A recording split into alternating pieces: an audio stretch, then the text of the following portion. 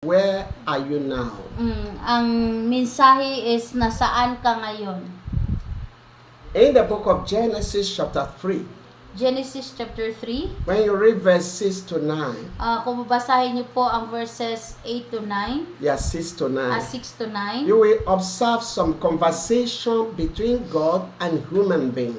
Meron pong conversation dyan sa tao at sa Diyos. God put human being in the beautiful garden of Eden. Makikita niyo po doon na nilagay ng Diyos ang tao doon sa beautiful Garden of Eden. And the devil sneaked in the process. Tapos noon, merong ahas And deceived human being. at nilinglang ang tao. I believe that many of you understand this story I'm talking about. Siguro alam niyo na kung ano man yung ibig kong sabihin. About Adam and Eve. Tungkol po kay Adan at saka Eve. Then, God came back to the garden. Tapos Jesus, ang Panginoon po ay bumalik doon sa garden. Just the way He used to visit them. Kasi always pong nagvi-visit ang Panginoon sa kay Adam at Eve. God bless us, Augusto. God bless us, Silent. God bless you. And then, He was looking for them where He put them. Tapos, ang Diyos po ay naghanap sa kanila. And He couldn't find them. At hindi niya sila makikita. Then He called Adam, Nang tumawag siya, Adan, Eve. Iba, No one of them answered. wala pong sumagot. He called them. Tumawag siya ulit. At last, they said, we hear your voice, Sabi nila, narinig namin ang tinig mo, O Diyos, but we hide ourselves. pero nagtatago kami. Why? Bakit? Because they didn't abide where He put them. Kasi po hindi sila nanatili kung saan sila nilagay ni Jesus. Now, Ngayon, the reason of this illustration ang rason sa ilustrasyon na ito, is that you and I, ikaw at ako, are we still abide in Christ Jesus? nanatili pa ba tayo kay Jesus? Because Jesus is coming very soon. Kasi si Jesus babalik, hindi na po magtatagal. I'm being preceded by the sound of the trumpet. At merong po pagtunog ng trompeta ang mangyayari sa kanyang pagbabalik. As a something to call all of us. Para tawagin tayo. God bless Ma'am Shirami. And when He call you Kapag tawagin kanya, on that day, sa araw na yon, where are you going to be? saan ka ba? When He call me, Kapag tatawagin niya ako, where am I going to be? saan ba ako? That is the major reason of this message. Yan ang mga rason sa mensaheng ito. Because nobody know which day is the last. Kasi walang nakakaalam kung kailan po ang last day natin dito sa mundo. Nobody know the last hour, the last moment. Hindi natin alam kung kailan po yung pinakahuling oras o araw dito sa mundo. It might be today, Baka today, it might be tomorrow. baka tomorrow. If He call us now, Kapag tatawagin niya tayo ngayon, will you be able to enter the kingdom of God? makapasok ka ba sa kaharian ng Diyos? If Jesus will blow the trumpet, Kapag si Jesus po, patunugin niya na ang trompeta.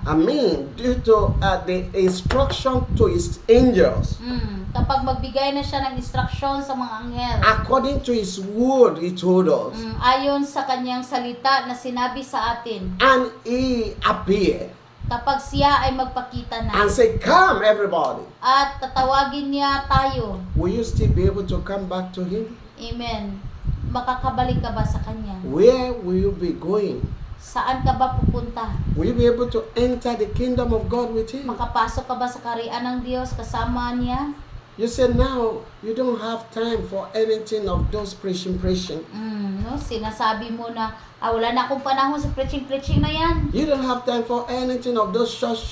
Wala na akong panahon sa pag-church. You are tired, the trial is too much. You have been praying, you have been doing many things. Pastor, pray for you, apostle, pray for you, no changes. I don't have time for it anymore. Wala na akong oras doon kasi naranasan ko na magpa-pray, magsimba, maganon, pero ganun pa rin ang aking sitwasyon.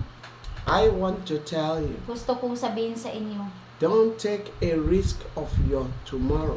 huwag niyo pong ilagay sa kapahamakan ang iyong kinabukasan. If miracle delay Kasi kung ang miracle ay na-delay, is not a genuine reason to move away from your God. hindi yun rason para tumalikod ka sa Diyos. Some people will move away from God not just even because of miracle delay, but some receive healing and after that layas. No, merong mga tao na, after po na naka-receive ng healing, sila po ay lumayas. The only people that God will meet where He wants them to be for eternal salvation, for eternity enjoyment, are the people who will have a decision that God, I am healed, I am with you. I am not healed, I am with you. Trial or situation, I am with you. If anything will take you away from Jesus, there will be no any explanation of that in heaven. Amen. So, kailangan po tayo magkagawa ng desisyon. Sasabihin mo, Lord, kung pagalingin mo ako, manatili ako sa iyo. Kung hindi man ako gumaling, mananatili pa rin ako sa iyo. Kasi yung mga tao magkapag-desisyon ng ganyan, sila lang yung makapasok sa kaharian ng Diyos at mamuhay ng mapayapa at masaya. God loves you. Ikaw ay minahal ng Diyos. He sent us to you. Kami ay pinadala ng Diyos sa iyo. He's asking you, Sa Jesus po ay nagtanong sa iyo, where are you now? saan ka ba ngayon? Are you being carried away because of your situation? Ikaw ba ay nagpadala dahil sa iyong mga problema o sitwasyon? Are you being carried away because of those trials? Ikaw ba ay nagpadala dahil sa iyong mga pinagdaanan? Are you being carried away because of sin of this world? Ikaw ba ay nagpadala sa mga kasalanan sa mundong ito? Are you being carried away by the deceit of the lust of the world? O nagpadala ka ba sa iyong pakiramdam na iyong katawan Are you dito sa being carried mundo? away because of temporary enjoyment? O kayo ba ay nadala dahil sa mga temporaryong kasiyahan dito sa mundo? Tomorrow may be late. Baka tomorrow late na. Don't try to go into Satan today. Amen. Huwag mong iti-try na babalik ka kay Satanas today. You may give it a try. You may not be able to come out of it. Baka kung gusto mong i-try at hindi ka na makakabalik pa. God loves you. Ikaw ay minahal ng Diyos. He sent me to you. Ako ay pinadala ng Diyos sa iyo. He's asking Siya po ay nagtanong, that where are you now? saan ka na? I'm looking for you. Ako ay naghanap sa iyo. I love you.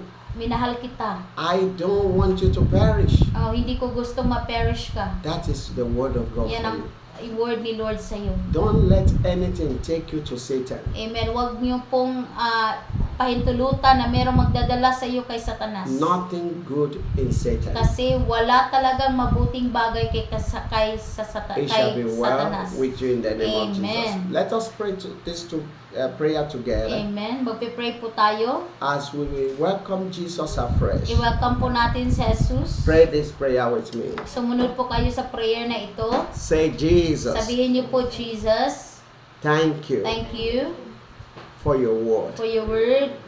Thank you Thank you because because you love you me. love me. You died You died to save to me. save me. Jesus, Jesus, I I believe you. believe you. I I surrender surrender my life my life to you. to you. Come into my Come life. into my life. Forgive me Forgive me all my all my sins. sins. Jesus, Jesus, you are my you are my Lord Lord and my and my Savior. Savior. Amen. Amen. Father in heaven, I bless your holy name. Thank you for these precious people.